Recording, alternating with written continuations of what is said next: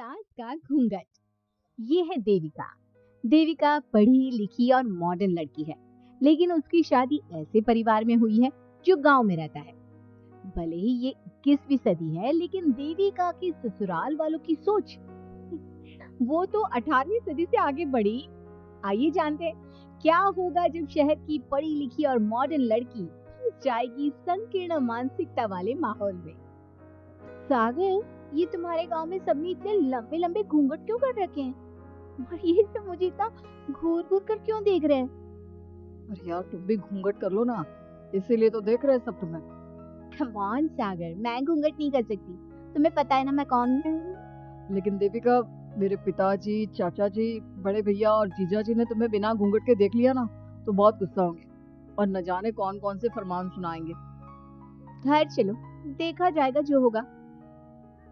सागर देविका से कई बार कहता है कि वो घूंघट कर ले, लेकिन देविका सागर की नहीं सुनती और अपने ससुराल के दरवाजे पर पहुंच जाती है। जब देविका वहां पहुंचती है तो देखती है कि उसकी सास बिमला, चाची सास कम्मो और जेठानी सुजाता ने लंबा सा घूंघट कर रखा था, पर उनकी ननद बीना ने घूंघट नहीं किया हुआ था। लेकिन हाँ, उसके सर पर सलीकी के साथ दुपट्टा जरूर ओढ़ा हुआ था। सागर अपनी पत्नी को सबसे मिलवा रहा होता है, तभी सागर के पिता जोगिंदर बोलते हैं, सागर, तूने बहू को इस घर के तौर तरीके नहीं समझा है। हमारे घर की औरतें बिना घूंघट के किसी पर आए मर्द के सामने नहीं आती और तू इसे ऐसे ही ले आया। पिताजी, मैं समझा दूंगा। वो नई नई शहर से आई है ना, इसलिए उसे पता नहीं है। सागर की बात सुनकर उसके चाचा जी महेंद्र बोलते हैं, ये बात तो तुझे गांव में कदम रखते ही अपनी बीवी को समझानी चाहिए थी। हमारा गांव में बहुत नाम है। तेरी बीवी ऐसे गांव भर में घूमेगी तो क्या इज्जत रह जाएगी हमारी। ये बोलकर जोगिंदर और महेंद्र वहां से चले जाते हैं। शाम को घर की सारी औरतें खाने की तैयारी करती हैं। खाना तैयार हो जाता है, लेकिन घर की कोई भी औरत खाना नहीं खाती। बहुत रात हो जाती है, तब देविका कहती है, सासू माँ, खाना बने हुए तो देर हो गई, रात भी बहुत हो गई है, हम लोग खाना क्यों नहीं खा रहे हैं? अरे बहू, ये क्या बोल रही हो? हमारे यहाँ घर की औरतें तब तक खाना नहीं खाती जब तक घर के मर्द खाना ना खा ले। लेकिन इतनी देर हो गई, आप सबको भूख नहीं लग रही क्या? तभी देविका की जिठानी सुजाता कहती है, लग तो रही है, लेकिन ये निभानी तो पड़ेगी ना। भाभी जी, ये रीत नहीं है, औरतों को प्रताड़ित करने का एक तरीका है। अगर इस घर के आदमी पूरी रात नहीं आए, वो पूरी खाना नहीं खाओगी क्या? देविका ये बोलकर सीधा सागर के पास जाती है। सागर उसे समझाता है, देविका, यहाँ ऐसा ही होता है, तुम थोड़ा सब्र कर लो, पिताजी और चाचा जी आते ही होंगे, फिर हम सब खाना खाएंगे। सागर देविका को समझा ही रहा था, तभी देविका की ननद वीना आकर कहती है, सागर, खाना खाने आ जाओ, पिताजी और चाचा जी आ गए हैं। चलो देविका, तुम्हारा इंतजार खत्म हुआ। सागर खाने के लिए बैठ जाता है। जब सब खाना खाने बैठते हैं तो देविका भी बैठ जाती है। सागर धीरे से उसे कहता है, देविका, ये क्या कर रही हो? तुम इस तरह हमारे साथ खाना नहीं खा सकती। अगर क्यों सागर, मुझे भूख लगी है, सब लोग खा रहे हैं तो मैं क्यों नहीं खा सकती? ये हमारे घर का नियम है, पहले घर के आदमी खाते हैं और बाद में औरतें। लेकिन सागर, हमारे घर में तो ऐसा कोई नियम नहीं है। देविका और सागर में बहस छिड़ जाती है। तब सागर का बड़ा भाई कहता है, सागर, तेरी बीवी को एक बार में समझ में नहीं आता क्या कि इस घर की औरतें मर्दों के खाना खाने के बाद ही खाना खा सकती है? भैया, मैं देविका को यही समझा रहा था। मुझे तो लग रहा है कि इसके दिमाग में कोई बात ही नहीं बैठती एक बार में। भैया, मेरे दिमाग में बात तब बैठेगी ना जब आपकी बात कोई ढंग की होगी। क्यों घर की औरतों को आप लोगों की बात खाना मिलेगा? हाँ, अब से पहले घर की किसी औरत ने घर की किसी मर्द से इस लहजे में बात नहीं की थी, इसलिए वो सब देविका की बात सुनकर हैरान रह गए। तभी सागर की जीजा और वीना के पति कल्याण जी कहते हैं, ये क्या है सागर, इस घर की दीवारों को औरतों की इतनी ऊंची आवाज सुनने की आदत नहीं है। अपनी बीवी को बोल जरा होश से काम ले और चुपचाप चली जाए। क्यों चुपचाप? इस घर की औरतें आपकी हर बात बर्दाश्त कर लेंगी, लेकिन मैं शहर की पढ़ी लिखी लड़की हूँ। आपके कोई भी फालतू के रीति रिवाज मैं नहीं बर्दाश्त करने वाली। इस तरह देविका ने कर दी। जोगिंदर के घर में पहली बार किसी महिला ने विरोध का स्वर उठाया है। ये बात घर के किसी मर्द को बर्दाश्त नहीं हो रही है। तभी जोगिंदर कहता है, महेंद्र, मोहन, इस बेशर्म लड़की को कमरे में बंद कर दो और आज इसे कोई खाना नहीं देगा। अगर किसी ने इसे खाना दिया तो मैं उसे जिंदा नहीं छोड़ूंगा। महेंद्र और मोहन उसे कमरे में बंद कर देते हैं और उसे खाना भी नहीं देते। रात के 3 बज जाते हैं। भूख की वजह से देविका को नींद भी नहीं आती। तभी उसे कुछ महसूस होता है। ऐसा लग रहा है कोई दरवाजा खोल रहा है, लेकिन इतनी रात को कौन हो सकता है? कहीं सागर तो नहीं? देविका उम्मीद भरी नजरों से दरवाजे की तरफ देखती है, लेकिन दरवाजा खुलने वाला सागर नहीं, बल्कि विमला और कम्मो है। माँ जी, चाची जी, आप दोनों। ये ले, हम तेरे लिए खाना लाए हैं, खा ले। और ये बात ना तो किसी को बताना मत कि हमने तुझे खाना दिया, नहीं तो हमारे मर्द मार मार कर हमारा बुरा हाल कर देंगे। माँ जी, आप यहाँ इतना घुट घुट कर क्यों रहती हो? देविका, अब तू भी इस घर की बहू है। तू भी हमारी तरह रहना सीख ले। इस घर के कायदे कानून अपना ले। इस घर के मर्द तो कभी बदलने वाले हैं नहीं बहू, तो तू ही बदल ले अपने आप को। माँ जी, बदलाव अच्छे के लिए हो तो हमें बदलना चाहिए। बेकार और बेतुकी बातों का तो विरोध करना चाहिए। दोनों ने देविका को समझाने की कोशिश की, लेकिन देविका ने उल्टा उन्हें ही समझा दिया। इसी तरह एक दिन देविका किसी बात पर जोर जोर से हंस रही थी। तभी देविका की सास विमला ने उसे टोकते हुए कहा, अरे बहू, तू इतनी जोर जोर से क्यों हंस रही है? हमारे घर की औरत इतनी जोर जोर से नहीं हंसती। विमला अपनी बहू को समझा रही थी कि तभी महेंद्र बोलता है, अरे कम्मो, कौन है ये औरत जो बेशर्मों की तरह जोर जोर से हंस रही है? तभी कम्मो और देविका बाहर आ जाती हैं। जी जी, वो मैं हंस रही थी चाचा जी। अब आप लोग हंसने पर भी पाबंदी लगाओगे क्या? तुम जैसी बदतमीज लड़कियों से मैं बात नहीं करना चाहता, लेकिन कान खोलकर सुन लो। इस घर की औरतें इतना जोर जोर से नहीं हंसती। और हाँ, तुम्हें पहले ही बता चुके हैं कि इस घर की दीवारों को औरतों की तेज आवाज सुनने की आदत नहीं है। इस घर की दीवारों को आदमियों की ऊंची आवाज सुनने की आदत है, लेकिन औरतों की नहीं। चाचा जी, आपके घर की दीवारें तो बहुत दोगली है। हर पाबंदी औरतों के लिए क्यों चाचा जी? औरतें ये नहीं कर सकती, और औरतें सांस ले सकती, क्या उस पर भी पाबंदी है? चुप हो जाना बहू, मत बोल और घूंघट कर ले। ये तेरे चाचा ससुर है, थोड़ा तो लिहाज कर। कम्मो के समझाने पर भी देविका चुप नहीं होती। वो महेंद्र से ऐसे ऐसे सवाल पूछती है जिनका जवाब उसके पास होता ही नहीं। महेंद्र गुस्से से सागर को आवाज देता है। महेंद्र की आवाज सुनकर घर के सभी आदमी बाहर आ जाते हैं। जी चाचा जी, आपने बुलाया? अपनी मुंह जोर बीवी को यहाँ से ले जाने तो कुछ अनर्थ हो जाएगा। क्या हुआ चाचा जी? तेरी बीवी जिस तरह से मुझसे बात कर रही है, छोटे बड़े की तमीज नहीं है इसे। कम से कम 7 दिन तक ये कमरे से बाहर नहीं निकलनी चाहिए। अगर इसे मैंने कमरे से बाहर देख लिया तो किसी की खैर नहीं, समझे? मैंने कुछ नहीं बोला। सागर जो सच है वही कहा है। देविका, चलो मेरे साथ। सब बात सुनो। सागर देविका को वहां से ले जाता है। इसी तरह से कई दिन बीत गए। अब देविका अपने ससुराल में हर गलत बात का विरोध करने लगी, लेकिन जितना ज्यादा वो विरोध करती, उसके ससुराल वाले उस पर उतना ही ज्यादा अत्याचार करते। अब देखना यह है कि देविका अपने ससुराल वालों के अत्याचार को यूं ही सहती रहेगी।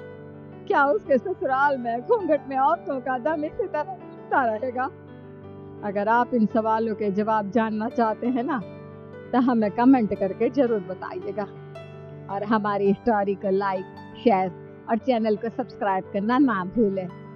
सास का घूंघट पार्ट 2।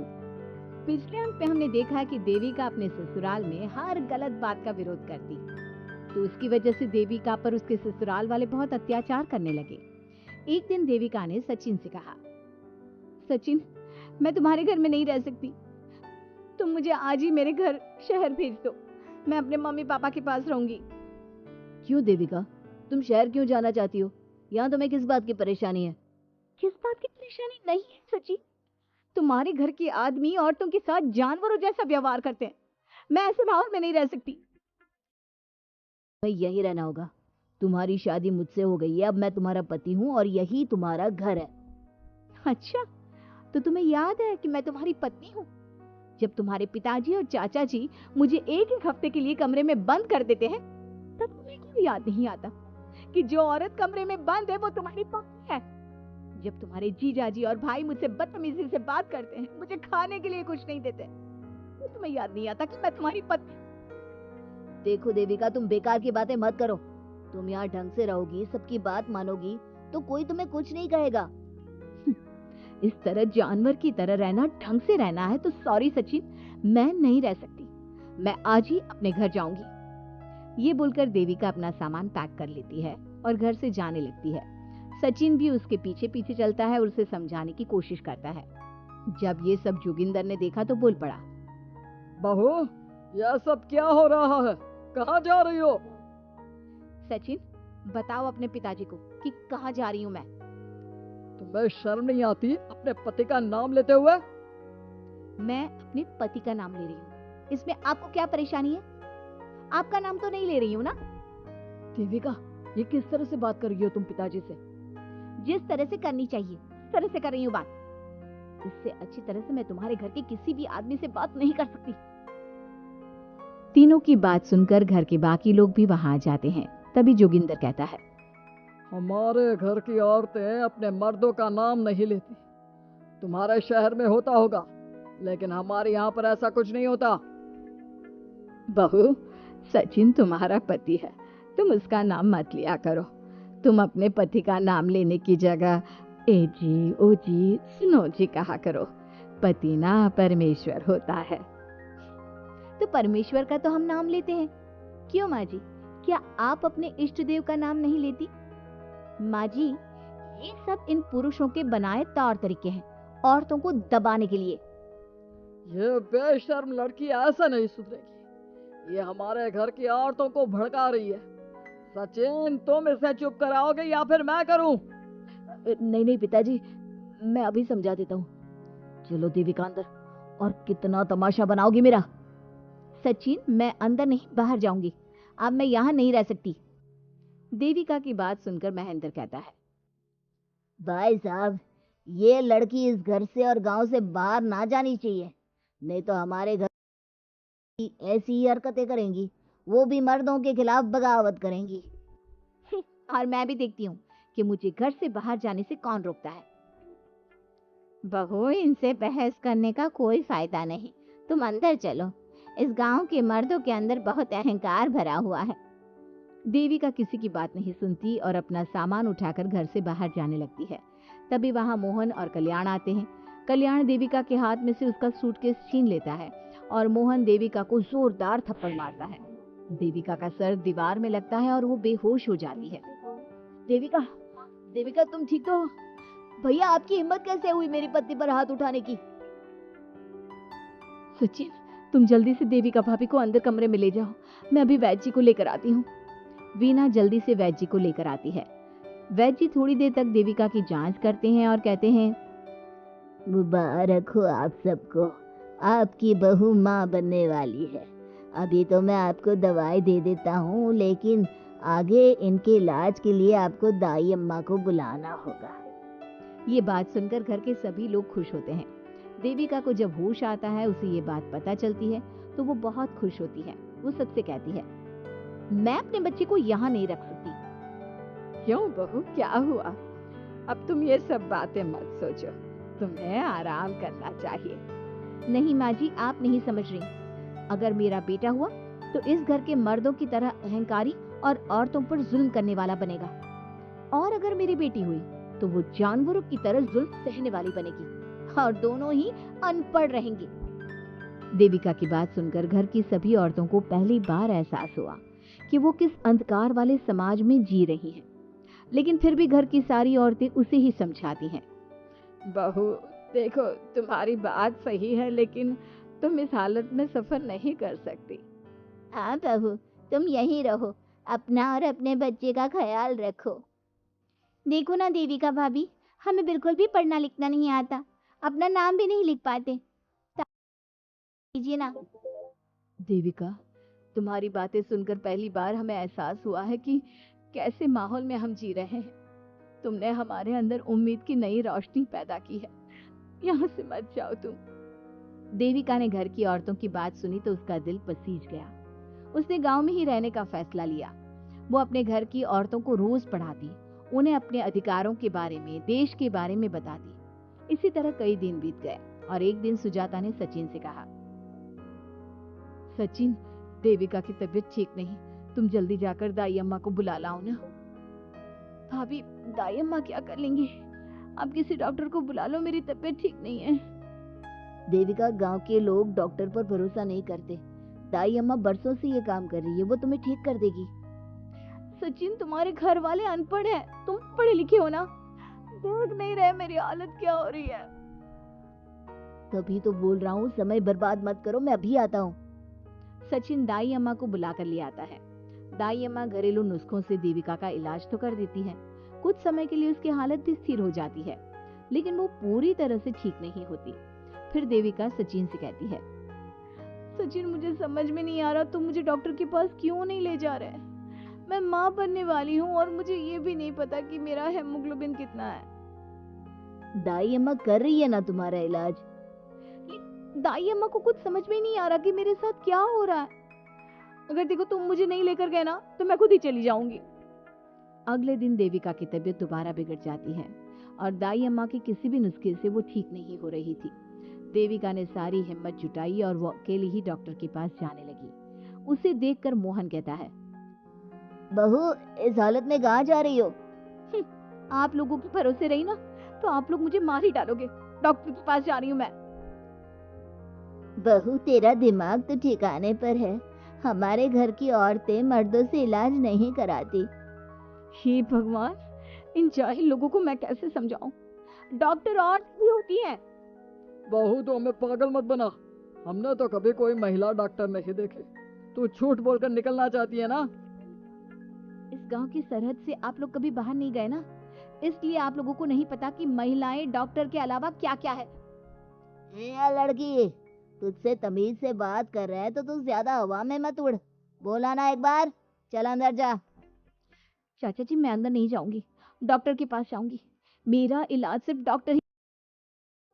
ये बोलकर देविका घर से निकल रही थी कि तभी जोगिंदर ने उसे कमरे में ले जाकर बेड पर जोर से धक्का दे दिया, जिसकी वजह से देविका के पेट में चोट लग गई और वो दर्द की वजह से जोर जोर से चिल्लाने लगी। ये देखकर घर की सारी औरतें देविका को संभालने लगी। देविका, हिम्मत रखो, सब ठीक हो जाएगा। देविका भाभी, आप ठीक हो ना? माँ, कुछ करिए ना, भाभी की तबीयत बहुत खराब हो रही है। लेकिन मैं क्या कर सकती हूँ? भाभी, कुछ तो करो, कहीं बहू को कुछ हो ना जाए। उधर जोगिंदर मेन गेट पर बड़ा सा ताला लगा देता है और कहता है, आज के बाद इस घर से कोई भी औरत बाहर नहीं निकलेगी। देविका का बच्चा भी इसी घर में होगा, ये जिंदा रहे या मर जाए। जोगिंदर की बात सुनकर सभी औरतें बाहर आती हैं। जब विमला को इस बात का एहसास हो जाता है कि जोगिंदर देविका को डॉक्टर के पास किसी कीमत पर नहीं जाने देगा, तब विमला पहली बार अपना घूंघट उठाकर तेज आवाज में कहती है, मैं भी देखती हूँ देविका को डॉक्टर के पास जाने से कौन रोकता है। आज देविका डॉक्टर के पास जाकर रहेगी। देविका की सांस का घूंघट आखिरकार उतर ही गया। घर के आदमियों ने पहली बार विमला का ये रूप देखा था और उसकी तेज आवाज पहली बार सुनी थी। क्या विमला अपनी बहू की जान बचा पाएगी या जोगिंदर अपनी पत्नी की आवाज भी दबा देगा? ये जानने के लिए हमारे अगले एपिसोड का इंतजार कीजिए।